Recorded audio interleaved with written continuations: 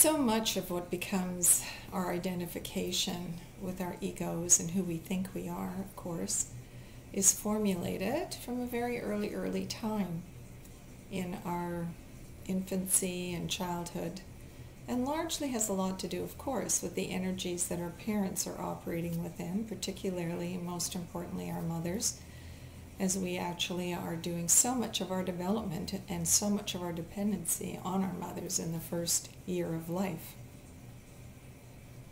So we're very affected by the energies that our parents bring in, and it's not their fault because they were once infants too, and during that early period of life they were also very readily impacted by the energies that their parents were operating in, and so on and so forth. So this is not about blame, it's about recognizing I can't help but be impacted as an infant and a child, and even in my growing up years. I actually don't have the ability to truly discern and think like an adult till I'm in my early 20s. Some of you may not know that. So, and hopefully we start to use that ability at that time. We usually are playing in our energies that are reactions to and resistances to and attachments to our parents and what we think we need, how we've become identified as egos and humans, which is normal. It's the human experience. There's nothing wrong with that. But we suffer in our reactions to these energies quite often. And so releasing is a way for you to recognize that you don't actually have to have these things written in stone as if it really is you, or you really have to behave certain ways. You actually can let a lot of things go and become much more able to then use that discerning part of the mind that's readily there for us all, and be able to live life more fully here and now, seeing things now in real time and not through the reactive illusion of our childhood.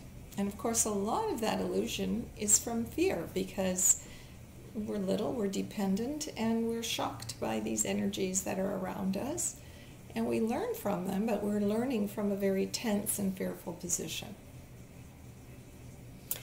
So one story I'd like to share with you to illustrate this is with a client who recently always had a problem with her relationship with her mother, and it was always quite tense and never felt really connected. And it turns out that she had a mother whose behaviors were really quite insecure, and therefore she was quite controlling and clear about what she thought everybody should do and what her judgments were, and it was kind of controlling. We tend to be very controlling when we're feeling anxious, so her mother had a tendency to have that pattern of being quite anxious and therefore quite controlling and quite certain about what was necessary and what we should do.